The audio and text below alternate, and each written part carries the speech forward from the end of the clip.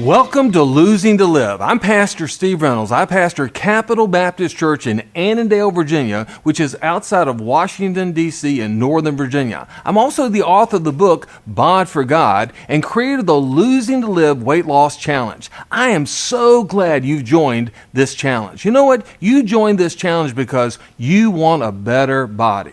That's what this is about, 12 weeks to a better body. And listen, you can get that better body. I know what it's like to want a better body. Most of you want a better body because you're overweight. I know what it's like to be overweight. You see, just a few short years ago, I weighed 340 pounds. I had high blood pressure, high cholesterol, diabetes. I was digging my grave with a knife and a fork and an ice cream spoon. But I got a better body through Bod4God. Some of you want a better body because you're what I call skinny fat. You know what skinny fat's all about? You look skinny on the outside. And most people think, wow, you really have good control and good discipline. But you know the reality is your habits are that of an overweight person. You don't really have a Bod4God lifestyle. And you know what? This program can help you to achieve that kind of lifestyle. Now listen, this program is about losing weight and keeping it off. Hey, anybody can lose weight. You've probably lost a lot of weight. But you know what? It's another thing to keep it off. And what you're going to learn is to have a lifestyle, a Bod4God lifestyle. And we're going to help you lose weight, but also you're going to learn to keep it off through that lifestyle plan. The first key is D. That's dedication. That's honoring God with your body. The second key is inspiration. I is for inspiration. That's motivating yourself for change. The third key is E. That's eat and exercise. That's managing your habits. And then the last key is T. T stands for team, and that's my favorite one. That's building your circle of support. And God has helped me through these 4 keys found in His Word to now lose nearly 120 pounds. Many of you sitting there today are saying, you know what? I've done lots of programs, lots of weight loss programs. Here I go again on another weight loss program. This is probably not going to work for me. What's different about this, you might say? What's unique about this? And I tell you, I want to tell you, this program is different than any program you've ever done in your whole life. And here's why. There's 3 unique characteristics about this program that are different than anything else you've ever tried. Number 1, it's biblical. It's a biblical program. Now you got to understand, Bod4God is based on the Bible. You know, the Bible, listen, it's the greatest health book in the world. The Bible is the greatest health book in the world. And you know what I did? I went to the Bible. You see, again, there I was, 340 pounds. I wanted to live. I didn't want to die. I was killing myself with my lifestyle. And what I did was I looked up the word body in the Bible. I discovered it's in the Bible 179 times. And you know what I did? Out of those passages, I crafted these 4 keys. These 4 keys are biblical. You're going to learn your Bible in a great way during this program. Now, if you are like me, you grew up in church, you're going to listen. You're going to read and look at some old verses, but you're going to see them in new ways. You're going to see verses in here that you might have known for a long time, but you're going to see them in a totally different way. This is a biblical plan. Number 2, it's personal. It's personal.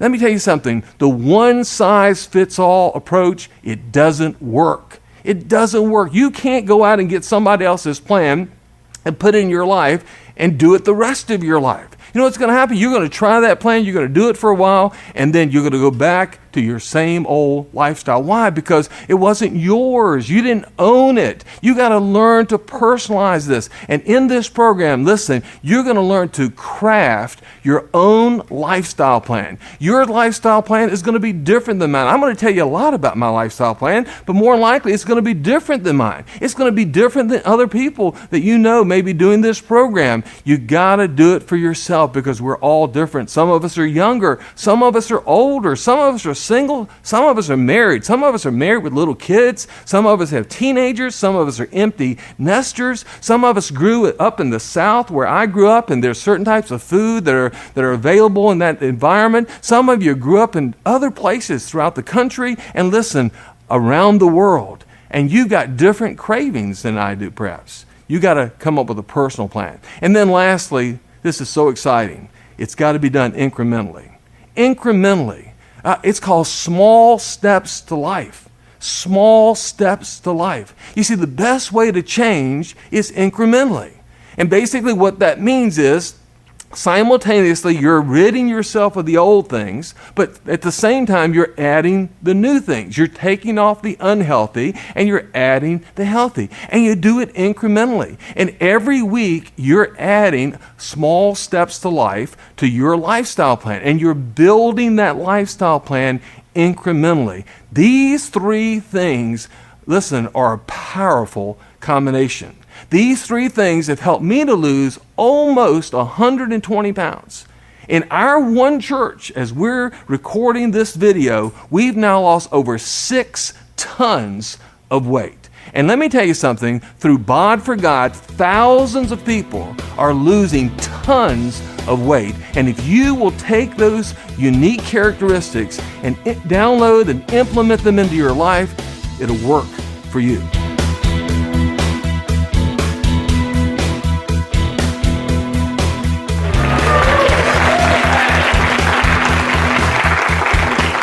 I am so excited about you being with us today, and this is week number 3 of your 12 Weeks to a Better Body Challenge. And today we're going to start moving into our first key, and we're going to be talking about dedication. And dedication is honoring God with your body. But for me, what that meant was bringing my belief system and my behavior together. That was dedication. I believed the right thing. I didn't believe I should be 340 pounds, but my behavior didn't match up with my belief system. And for me, dedication was bringing those two together. Now, what I had to learn to do was I had to learn to apply Galatians 5:16 to my life, where the Bible tells us about the importance of allowing God to control us. The Bible says here, walk in the Spirit, and you shall not fulfill the lust of the flesh. See, I had to learn to walk in the Spirit. Now, when you walk in the Spirit, that's when you allow God to be in control of your life. I had a bod for Steve, and I wanted to have a bod for God.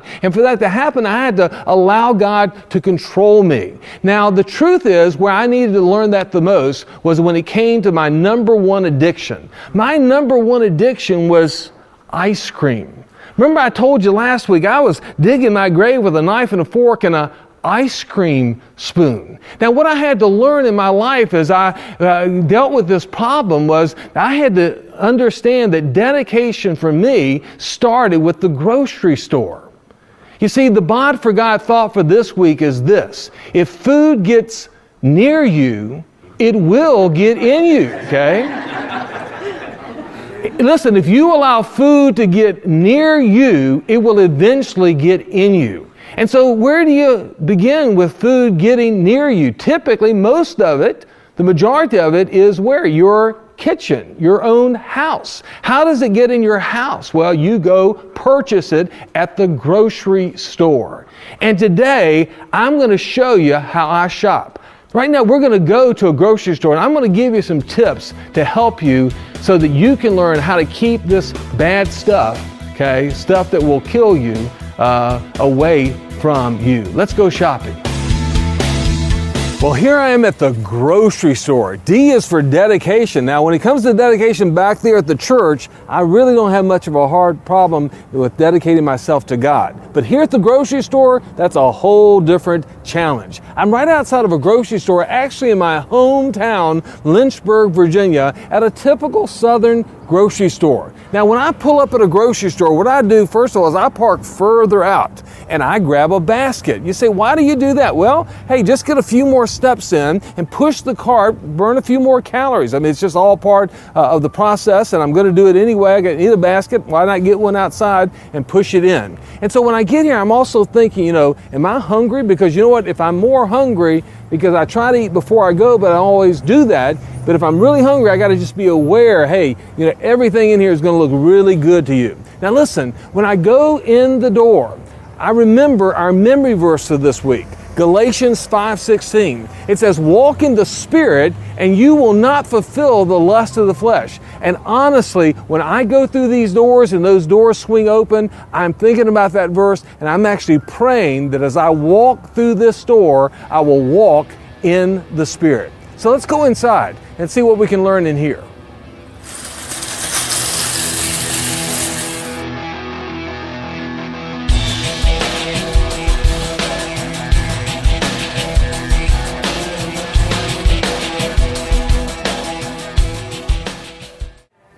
Well, here I am inside the store in an inside aisle. Now, what you got to remember about grocery shopping is the living food primarily is on the perimeter. That's why you need to shop on the outside of the store. That's where the living food exists. But there are times when all of us have to go up and down the aisles because there are some good things up and down the aisles. For example, nuts, particularly almonds. One of my healthy snacks is raw almonds, and they're pretty much usually on the inside aisle of the store where I shop. But when you're going up and down these aisles, you need to be very aware. The music's playing, the lighting is in place. They got these beautiful, colorful boxes. There's all kinds of temptation around us, and we got to be very, very careful because we want to eat this living food. We want to make the stuff God made. And then as we're choosing from these different shelves on the inside aisles, we need to make sure we read the labels. Looking for things like what I eat for breakfast almost every day is oatmeal with raw almonds sweetened with stevia. That's my favorite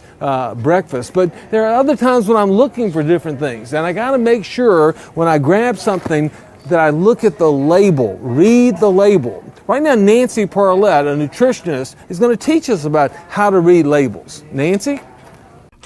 Well, Pastor Steve, the exciting news is that the best food that's healthiest for us is actually the food that doesn't even have a label. The foods that God created for us, the fruits, the vegetables. And so I encourage people to eat mostly the fruits and vegetables that God created for us so they don't even have to worry about reading a label. And you want to eat the rainbow of all the different colors of fruits and vegetables so that you're getting all the different phytonutrients and enzymes and things that our body needs to keep us healthy. But when we do go down the other aisles and do look at labels, it's important to compare so that we can make the healthiest choice, whether it's cereal or chips or frozen meals. And one of the things I tell people is you want to avoid 4 words when you're reading labels. These are the 4 bad guys that I talk about. And the first one is the word artificial. So when you're reading the ingredient list, if it says artificial, whether it's artificial ingredients, colors, flavoring, any of those, that's not going to be something you want to put in your body, not God-made, not healthy for us. The second word that we want to avoid is MSG, also known as monosodium glutamate. That, again, is a chemical. It's a flavor enhancer that is put into our food. And everybody, you can't eat just one. Remember those? That's what MSG does. It increases your cravings. So not only are you going to eat more, but you're also getting a chemical that's not good for your body at all. And the research that they've done, it's been associated with obesity and weight gain. So we want to avoid MSG. The third bad word we want to avoid is hydrogenated. That's, again, the hydrogenated oils. You've heard of trans fats. A lot of people know they're bad. Well, that's what hydrogenated oil is. So if you see it in the label, you want to avoid that because the trans fats not only increase your bad cholesterol, but they lower your good cholesterol. All things we want to avoid when we're trying to lose weight. Then the fourth word that we want to avoid is high fructose corn syrup. That many people know about. We know it's bad for us, especially if we're dealing with diabetes and heart disease. We want to keep that out of our body all the way. So those are the big 4 you want to look at when you're reading a label, and definitely avoid those. Now, what if you want to say have a bag of chips and you want to look at that label? I want you to pick the healthiest one. For example, here we have Fritos and Doritos. If you want something crunchy, when we look at the back, we see our Fritos have all of 3 ingredients. We have corn oil, and salt, all natural products. When we look at the back of the Doritos, we have 34 ingredients. And there's a whole bunch of our not to have bad words in there too. So when you make a choice, make sure you're reading the labels. What else do we want to look at when we're looking at a label? Well, when we get the nutrition facts, first and foremost, we want to look at the serving size. Because a lot of times, for example, this is 2 servings. But when you read the label, you think, oh, this is all I'm getting. Nope, you have to double that if you're going to eat the whole bag. So you want to make sure you notice that. Of course, you're looking for calories because we're all trying to cut calories. And we want to watch for fat. We want to watch for sodium. Sodium, we should be having no more than about 1,500 milligrams a day. That's about 500 milligrams at each meal. And so many of us will buy a frozen meal, for example, and that'll have enough salt for the whole day. So you really want to look for your salt. Fiber is so important. I encourage people, that's the one thing on the label I want you to get more of. Try to get at least 3 grams per serving of fiber if you can do that. And finally, sugar. Again, we all know how when we get too much sugar, it's stored as fat. So we want to avoid that in all of these processed, refined products. In conclusion, what I tell people to do is eat more of what Jesus would have eaten. They didn't have this when Jesus was around. So make sure you're eating the whole healthy food that God created for us as much as you can. And read your labels and compare when you're in the store.